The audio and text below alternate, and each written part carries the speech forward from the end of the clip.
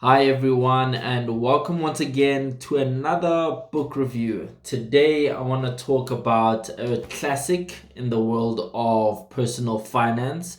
This is The Richest Man in Babylon.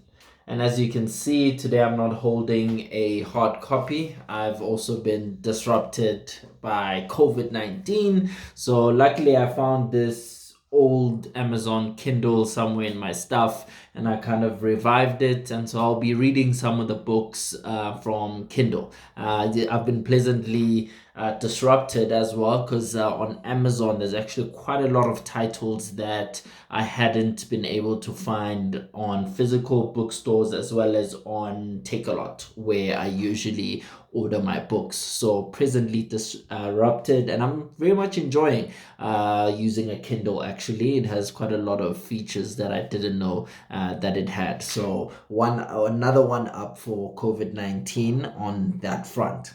Cool. So I'm gonna get straight into it and tell you a little bit about what the book is about. It's a very short book. I'm not too sure how many pages, physical pages, kind of there would be because I couldn't really see on my Kindle, but I don't estimate it's over 120 pages. So it's a very short book, very enjoyable. I think if you read it on like a weekend, for example, I think you could easily do it in one sitting in that day, right? It's a really enjoyable book, and by the end of it, it actually was reminiscent, at least to me, of an alchemist, right? In the way that it reads, flows, and kind of just how the lessons are packaged.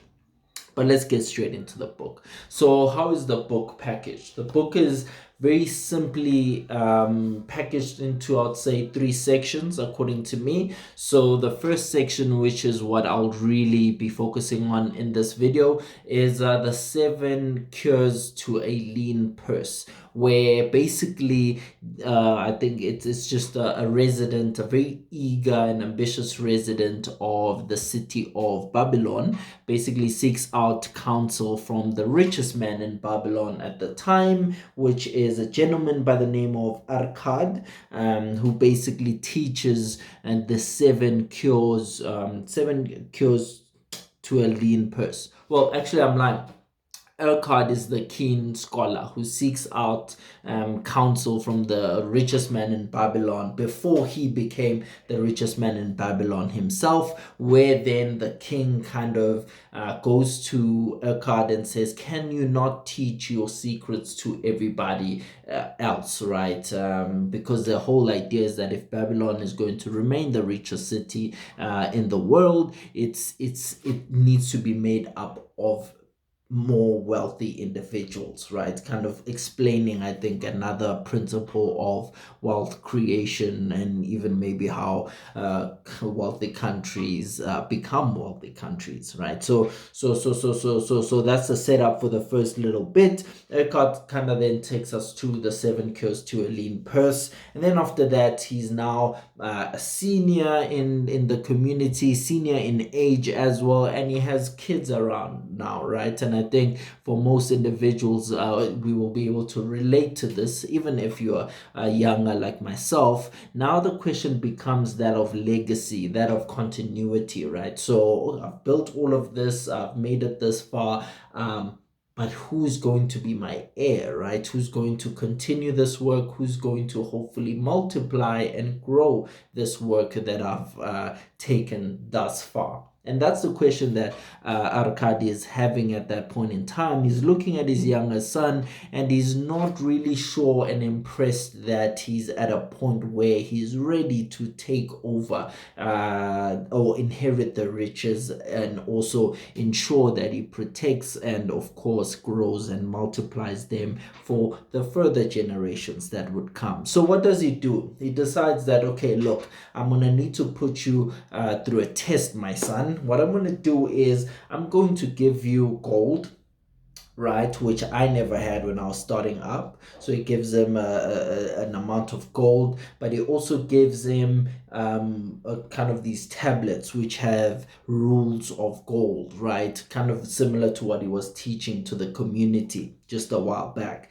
So he kind of says, look, Go on, do whatever you want, like just basically I free you, get out of my house, go find your way in society with the starter pack that I've just given you. What I want you to do is in 10 years, I want you to come back and I want to see kind of your financial state. Have you managed to protect this wealth that I've already started you off with? Have you been able to multiply it and grow it, and by what factor? Right. So basically go on. I'm giving you this heads up. Let's take some stock in 10 years. If you impress me, then you are ready and you will inherit my wealth.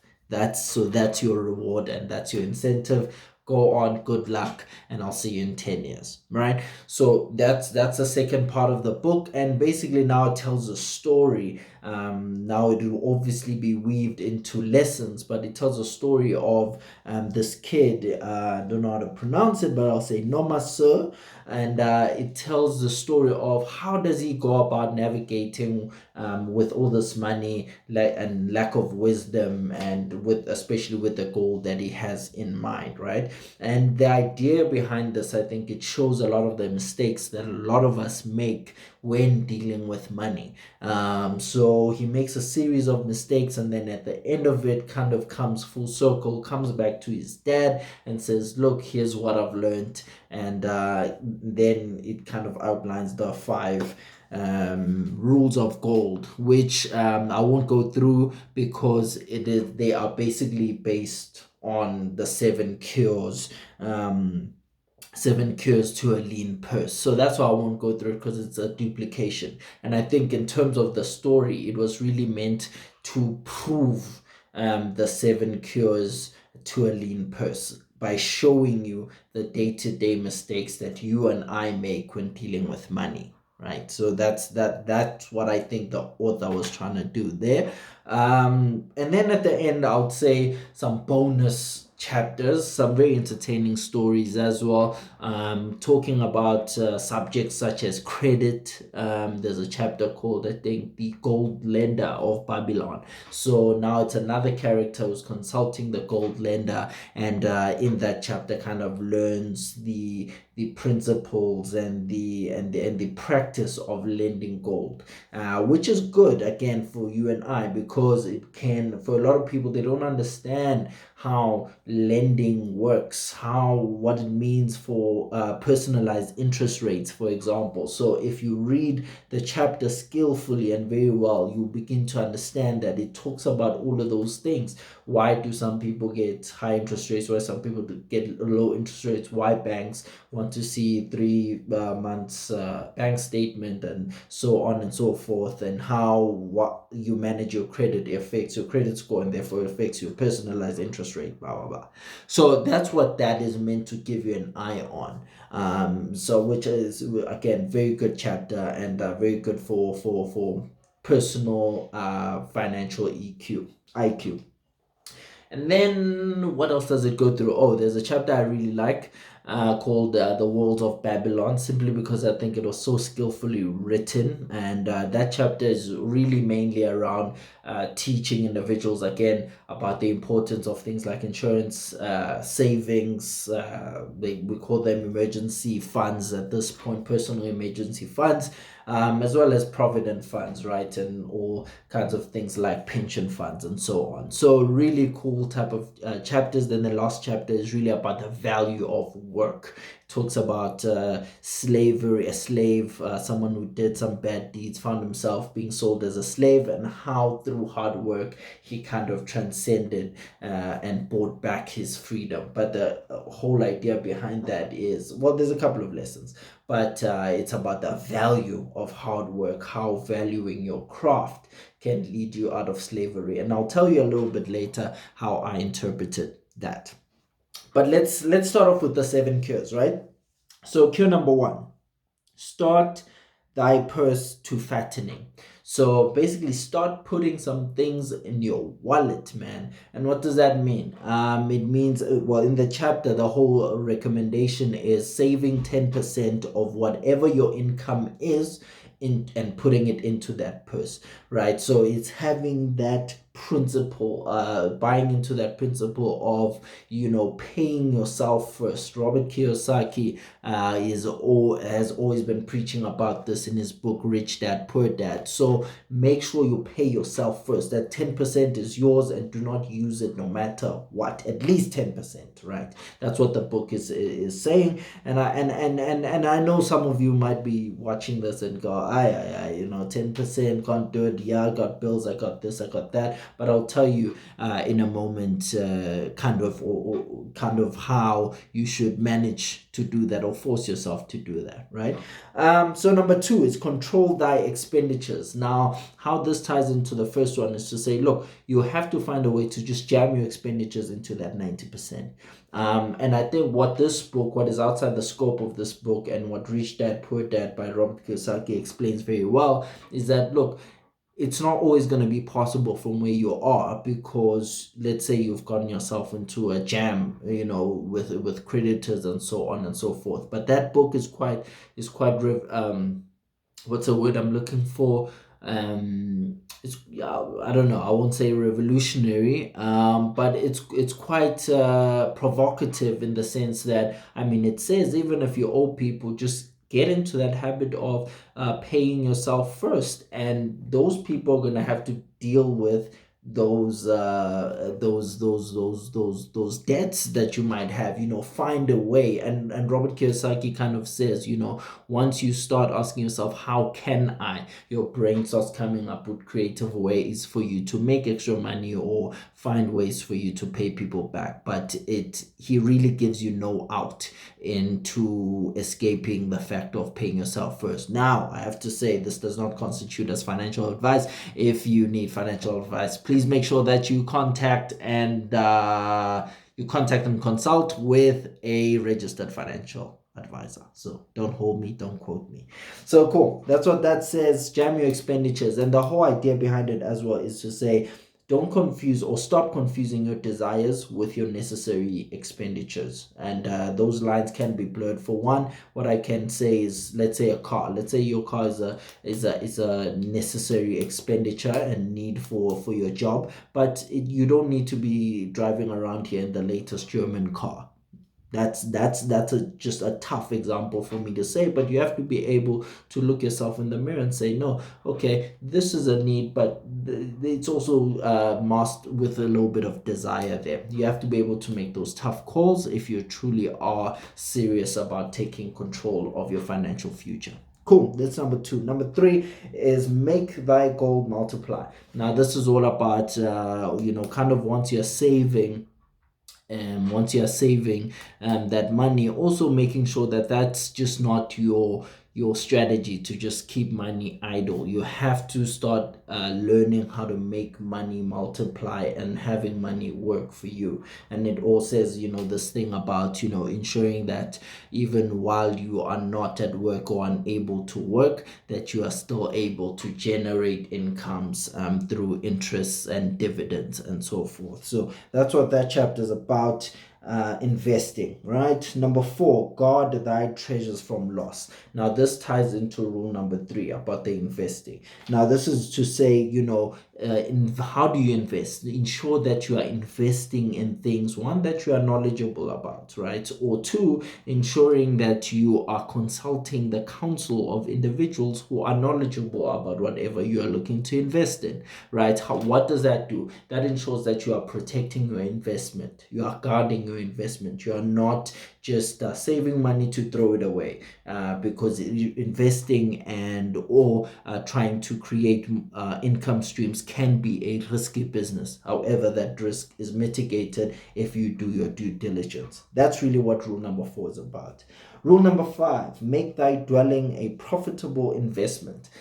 Not too sure how I feel about this one, but I'll go ahead and tell you what it says. So basically, this is all about encouraging people to take out bonds, right? Take out bonds instead of paying rent, pay to own the house. So buy a house, basically, is what this chapter is talking about. Number 6, ensure a future income. So that means invest in things like your pension and protection of your family if or should you not be on this earth anymore. And that speaks to, taking out all kinds of policies, or ensuring that you have separate funds that secure your future income. So you might be saving 10%, but also having a fund that you can only access after 20 years or so. And while in the interim, obviously it's earning interest and working for you. So that's number 6.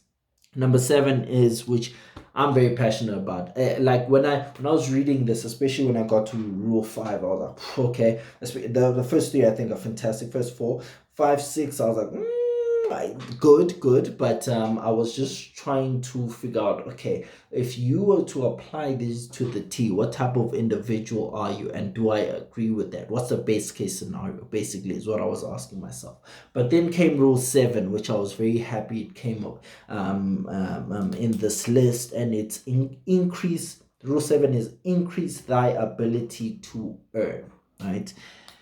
For me, and maybe only me, this is probably the most important rule, right? And I'll tell you why. Because this is all about investing in yourself. I remember getting into quite a heated debate with certain acquaintance of mine a couple of years ago, pretty much around this, right? Because I think in the absence of rule 7, I'm not too sure, or I'm very sure that I don't like even the best case scenario of what the other 6 rules present. Because in my view, at least, they present a very defensive way. You've defended really well. You've defended your income, not made dumb mistakes and so on and so forth. But for me, maybe it's just how I am. Where's the attack? Where's the flair? Where's the scoring goals? If we were to talk into a sports analogy, to win titles, sure, you defend extremely well. I think defense wins you titles,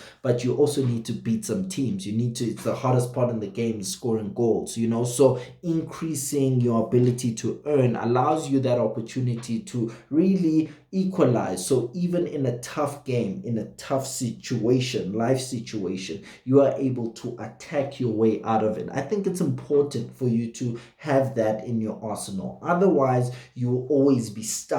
Defense is very profitable until it's not. Think about the situation we find ourselves in now with COVID-19, right? So say you've defended extremely well, and by the way, a lot of our investments have tanked. All of our investments. If any of your money was in the stock market, you would have seen, if you have a look at your portfolio, it would have dropped. So what do you do in that situation, right? A lot of people have come into these troubles before the 2008 crash, right? Say you retired in 2009, or you're due to retire in 2009. You can't all of a sudden, because with the market crashing and with all that money you're saving every year in those pension funds was invested in those markets, and now that's tanked. So now what?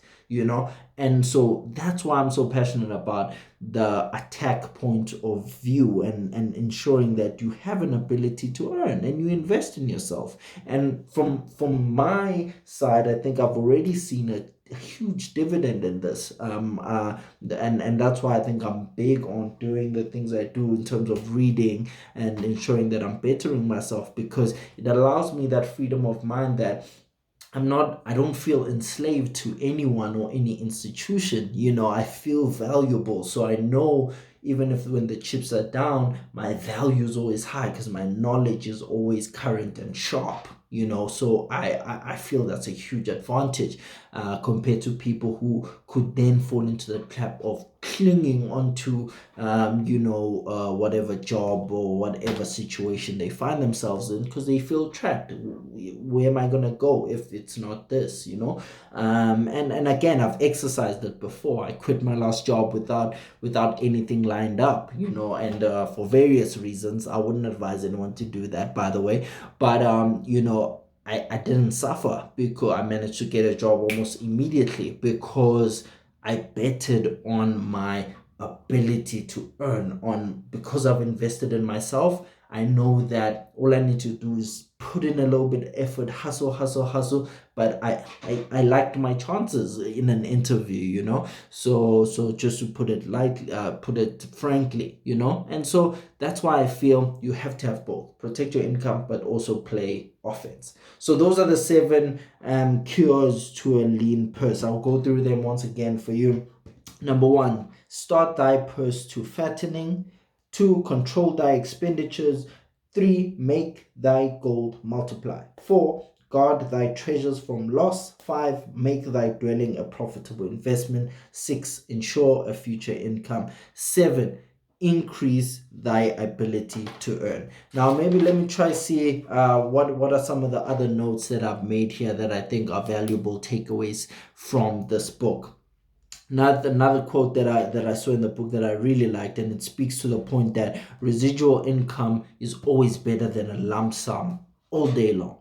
And here's a direct quote from the book. It says, "A man's wealth is not in the purse he carries," right? Not in the wallet he carries. "A fat purse quickly empties if there be no golden stream to refill it." Residual income, passive income, find a way to always have income coming in. It's very important. Compound interest, the power of compound interest is illustrated once again because it's all about saving 10% of your income consistently over an extended period of time will lead to a whole lot of money. The key being consistently and over time, because it gives that money time to bear fruit, and that fruit to bear even more fruit after that. And then another point, which I think is not a sexy point, and which is probably why I absolutely loved the way they managed to put this into the book. It's all about the importance of insurance, right? They had a whole chapter on this, and they skillfully articulated it. And I've been thinking about this idea for a while, right? Like I read a book about Stockfells, right? And it talks about how one of the big uses of Stockfells that we have in our community is for burial societies.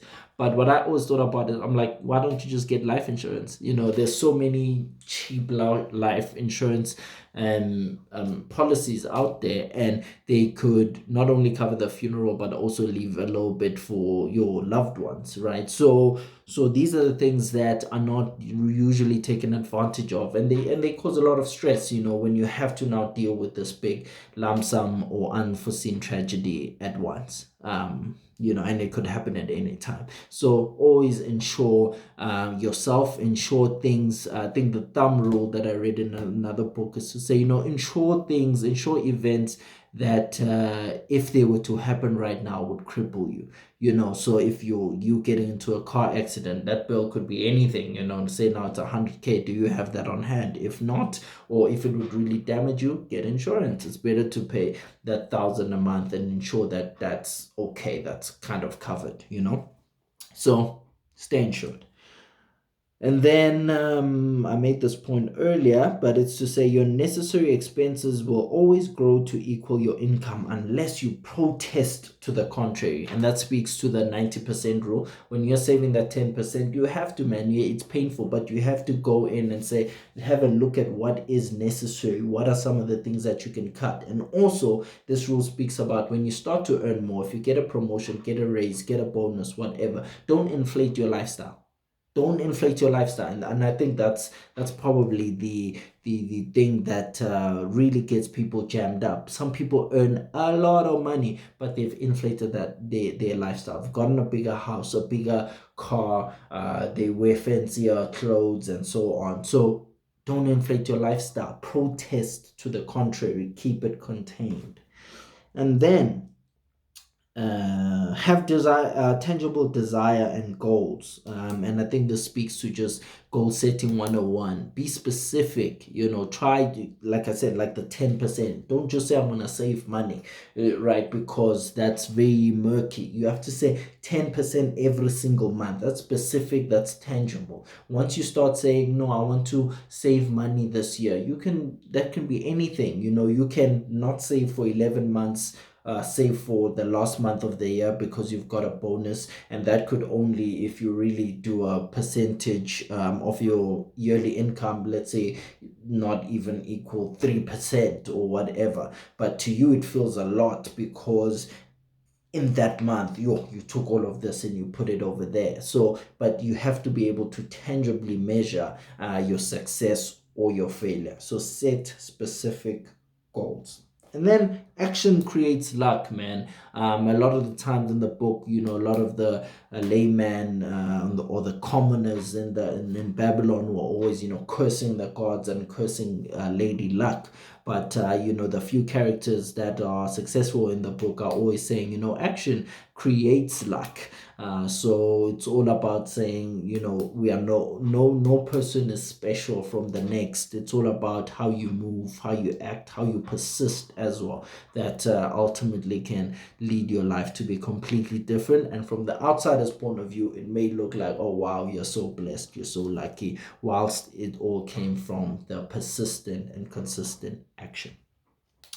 And then fear. I really like this, especially in the last chapter. They speak at the chapter about the slave that kind of bought his freedom. So it talks about he's kind of disguised in slavery, and he kind of convinces his master to say, look man, let me use some of your resources to sell some product. You will split. He only got like 25% of the whatever it was he was selling. I think it was cakes or whatever, but he was working extremely hard. So you're enslaved to say produce this much of product, and then he says no, I'll do that and I'll do this much more, and of the surplus you get 75%. I just want please 25% so I can buy myself some clothes, so I can just at least have some dignity, whilst this guy's plan was all along to kind of raise and save enough money for him to buy back his freedom.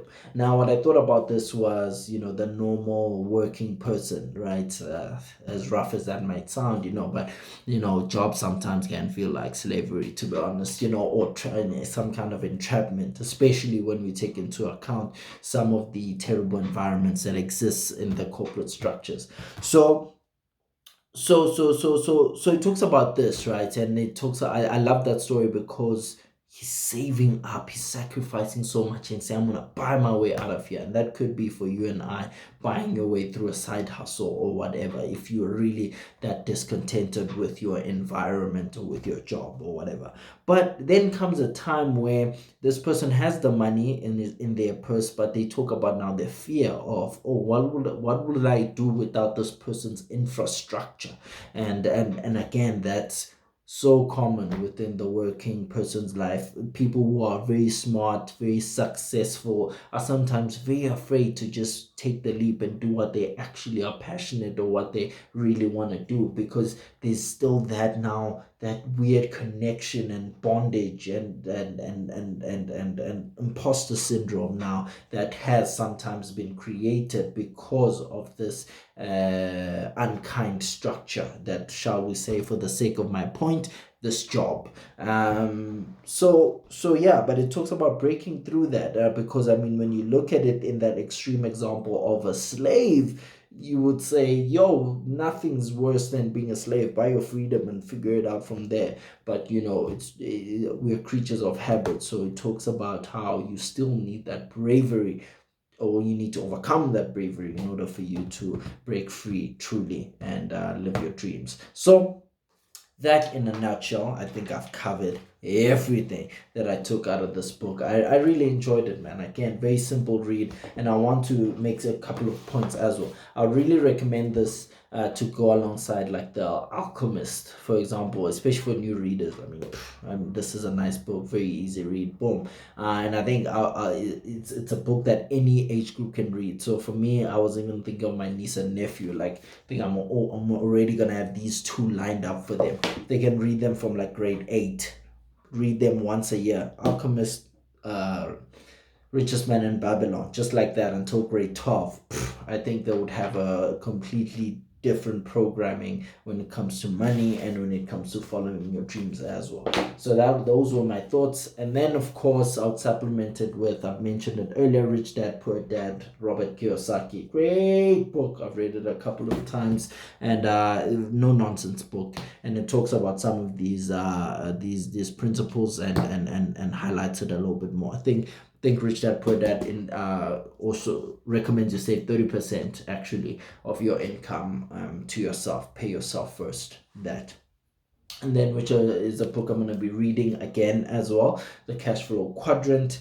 So this speaks kind of about the more specific detail of this book and puts it into more business terms. Okay, if you're an employee, how do you spend your money? Where does your money come from, and where does it go in the way of taxes? If you are a self-employed professional, how does that differ, if it differs at all? What does it differ if you're a business or if you are an investor? Those are the 4 things covered in The Cash Flow Quadrant. Great books. I love Robert Kiyosaki. I think it's fantastic, and I really love this book, and I hope you enjoyed this review. Cheers. Check you next time.